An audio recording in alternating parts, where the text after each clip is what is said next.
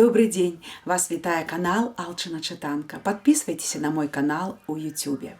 А мы читаем в народной мове казки життя Якуб Колас. Наступная казка «Гусі». Гэта была чарада звычайных свойскіх гусей. А калі і зачалася аб іх гутарка, ды толькі таму, што яны мелі адно незвычайнае жаданне, якога не было у іншых свойскіх гусей. Можа, яно і было, але не так выразна выяўлялася. Тая рака, што цякла тут, была па справядлівасці царыцаю рэк. Такога мноства вады, такой сілай яе імкнення, такіх глыбінь і страшных цёмных віраў, дзе кіпела, бурліла, дрыжала і ўздымалася шырокімі клубкамі вада, не мела ні адна рака. І самыя берагі гэтай ракі былі такія прыгожыя, такія разнастайныя, што ад іх трудна было адвесці вочы. Высокія адвечныя горы націскалі то з аднаго, то з другога берага, раскрываючы свае рознакаляровыя схілы, і адбіваліся ў бліскучым люстры. Шырокія лугі таксама падыходзілі да ракі, рассцілаючы пышныя дываны, сатканыя сонцам з самых тонкіх траў і з самых прыгожых красак. А лес, не налюбавацца гэтым лесам. Высокі, густы, сакавіты, поўны радасці, смеючыся тысячамі смехаў, які блукаў і на яго камлях, і на яго галінах, і на кожным лісціку. Стаяў ён воддаль, побач з ракою, расступаючыся перад ёю, як перад красуняю, і пачліва звешваў над ёю жывую зялёную паведь. І была ў гэтага лесу нейкая мара, поўная хараства, нейкая патайная думка, поўная чараў і нейкае невыразнае чаканне чагось вельмі важнага і значнага. Гэтае жаданне, здавалася, выявіўшыся, магло змяніць зусім увесь лад гэтага жыцця. Але не адвечнымі гарамі, прыкрытымі тонкаю намёткаю сіняватага туману, не пышнымі дыванамі зялёных лугоў і не чароўным лесам, што цёмнымі зграбнымі дужкамі бы чорныя дзявочыя бровы бег ад рэчкі кудысь да небасхілу, не гэтым цікавілася гусіная чарада, не ў гэтым было імкненне, якое запаўняла гусіную істоту. Далёка на рэчцы быў зялёны прыемны астравок. Туды хацелі дайсці гусі, туды ляцела іх душа, там былі іх думкі, жаданні. Але пакрыўдзіла прырода гусей, не дала лёгкіх і здольных крылляў, каб перанесціся праз тыя парогі, што стаялі на дарозе і якіх не маглі пераступіць іх няўклюдныя ногі.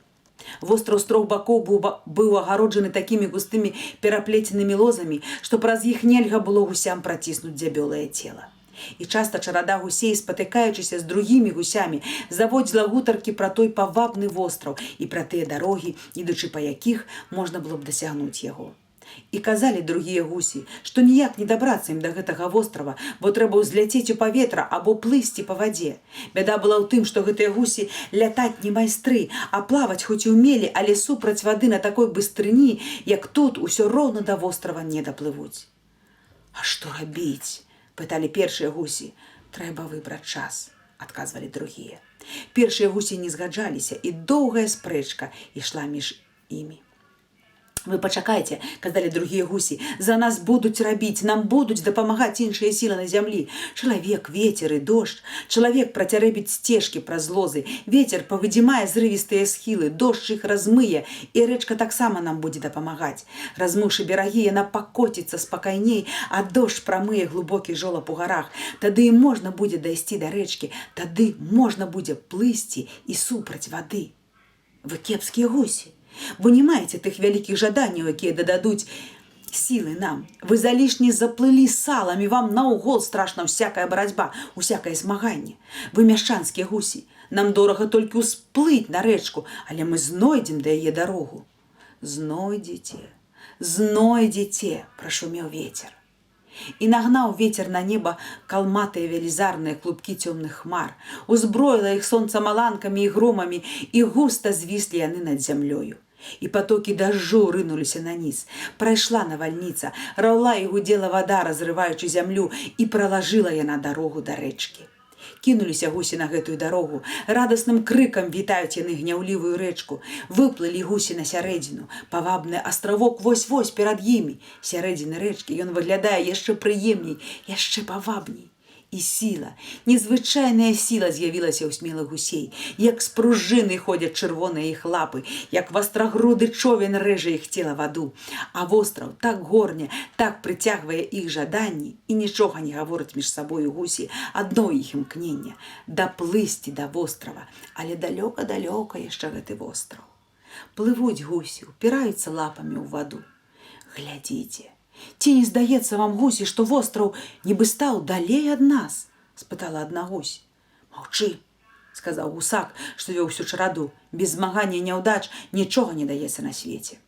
Трывога і сумненне закраліся ў гусіныя сэрцы, і пачулі гусі, што сілы бракуе ім, і што не ўперад плывуць яны, а назад. Загіргаталі гусі прарэзлівымі галасамі. Няма ў нас сілы адолець раку. Глядзіце, глядзіце, востраў усё далей ад нас. З сярэдзіны рэчкі падаліся гусі на бераг. Каля берага яны шукаюць дарог, а там падхапілі іх віры. І не могуць гусі даплысці, дасягнуць жаданай мэты, і на бераг не могуць узысці. Думалі гусі, што справа іх прапала.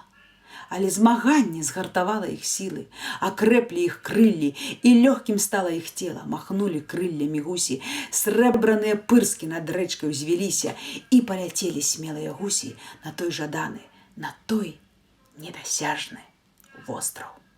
Казка напісана ў 1921 годзе, а мы чытаем яе сёння, 2020 год. Чэрвень. Да пабачэння. Да новых сустрэч на канале Алчына Чытанка.